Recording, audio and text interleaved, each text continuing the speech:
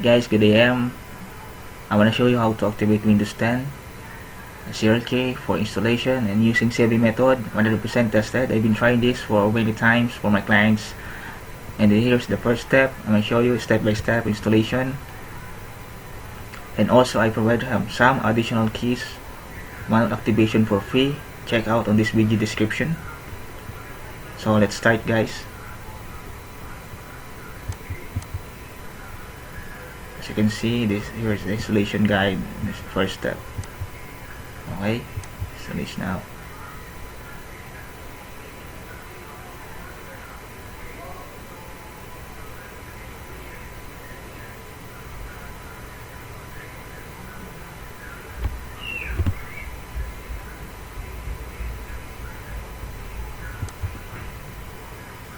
As you can see, it has some share key. I'm gonna put this in something. Okay.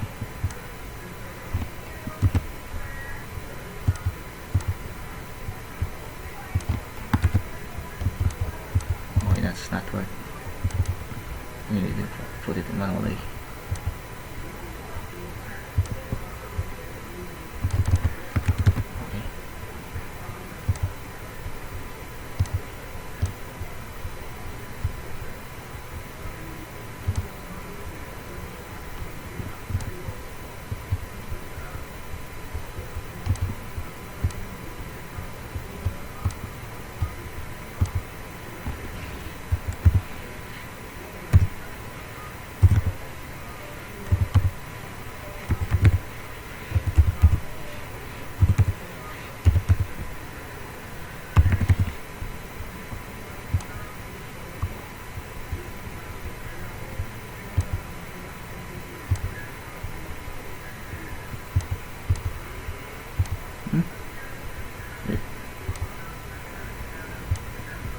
Let's double check. Okay. I didn't see the other one. 260.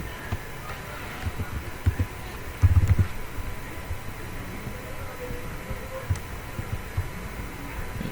Next.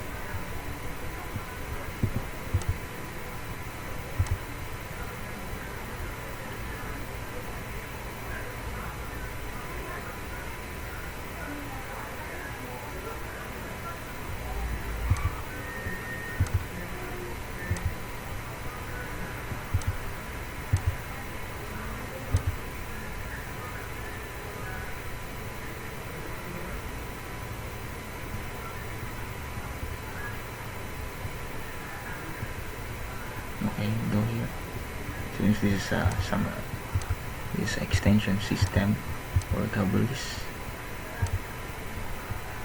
Okay, hit next. Alright, now it begins for installation, and wait for it until it finish.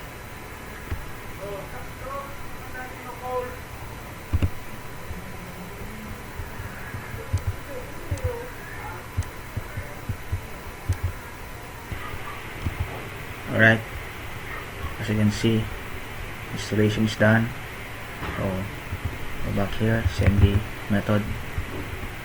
We're going to activate it.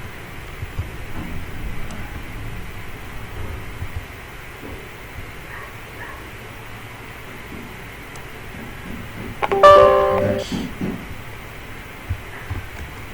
these, yes, okay. Do this step by step using savvy method. Just copy this.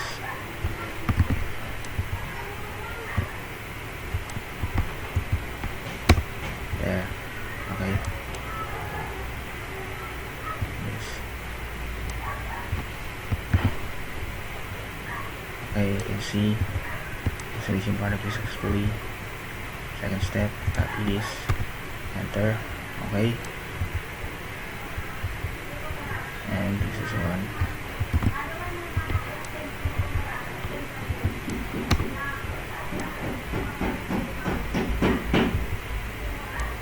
Now check the activation status. If not showing activated, you can restart your PC in order to take effect activation. Okay, let's see. Let's wait for just a few minutes.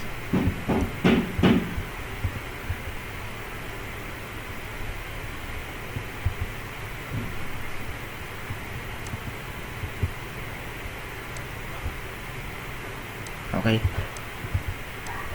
activation is done. Script, let's see.